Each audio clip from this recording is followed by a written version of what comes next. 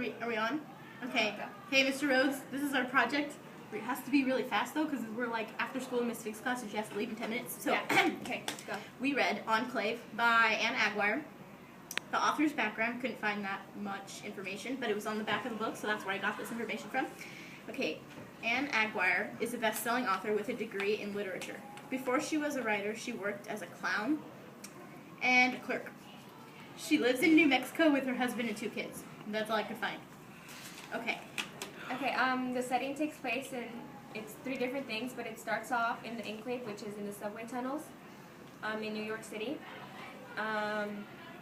It's a futuristic Earth thing, so it's after a plague. It's after a plague, and most of the human race gets wiped out, so the only remaining humans are either underground, which are in the subway tunnels in the New York area, or up north, wherever up north is.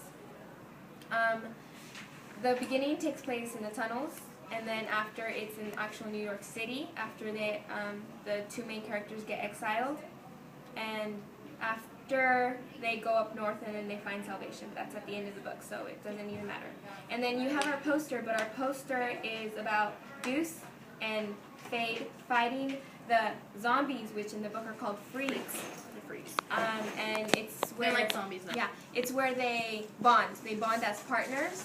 And there's lovers. Yeah, and as lovers. And maybe there's a little light at the end of the tunnel to show that they make it. To make it to what? Freedom, salvation. Yeah. Okay, go. No, it's mine? No, mine. Okay. Okay, I chose for character highlight, I chose Fade because he emerges as a character because in the beginning of the novel, he he isn't really involved in the Enclave, in their tribe. Enclave. Underground. But when he meets Deuce, like, you start to know more about him and about his past and about how he got to the Enclave on his own from topside, which is above ground. Yeah. And it's really hot. Supposedly. Yeah. And as the story progresses, we learn more about him and his interactions with Deuce. And it's, yeah, we learn a lot from him. Is it my turn? Yes, go. Okay. The defining quote is, "The strong survive." It is repeated 6 times throughout the book, so that's why I picked it. And it defines the book because that's all they're really trying to do is survive. They have to get to a shelter so they can live their lives and be happy. Yeah, multiple times. Multiple times. Like, there's, like, so many times where they almost died of, like, injuries and stuff because the freaks are, like, zombies. So they're, like, always, like, trying to eat you. Yeah. So, yeah. My mom called. So what? My mom called, so hurry. Oh, okay. Okay, compared to literature. Yeah. So when I read this book, I was thinking, it's a lot like Hunger Games, kind of. In the beginning of the book, it says, like, on the cover, it says, for recommendation for Hunger Games fans, which we are. So that's why we read it. And it's like Hunger Games because it's, like, where the government controls everything and you have only a certain amount of freedom that you have. And there's a lot of limitations.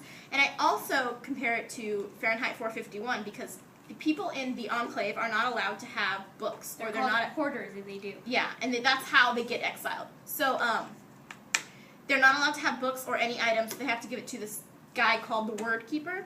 So, and I'm assuming he burns the books. I don't know what he does with the books, but that's why it kind of reminds me of Fahrenheit 451 because, you know, they burn books. Right. You're not allowed to have books.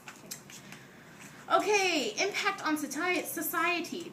It is a fairly new book, but if people read it, I think it would make them appreciate the government more because, you know, sometimes people think it sucks, but it's better than what this book's about. Not only that, but in the second book, you learn to actually appreciate what you have, and it's kind of like don't take anything for granted. You kind of see it in the first book too, but it becomes more obvious in the second. Okay, and I did recommendations, and I would really recommend this book. I gave it a 4 stars because it's good, but it's not Hunger Games good. Yeah. But if you like the end of the world kind of things and zombie apocalypse and stuff, and it's also like a life-changing journey, which makes it interesting, I think it's a great book, and I recommend it. So I hope we answered all your questions. If not, I don't know, you can email me or something. Email. Okay, Miss Fig's making faces in the back. Okay. Thank you, Miss Fig. Okay, Okay, bye. bye.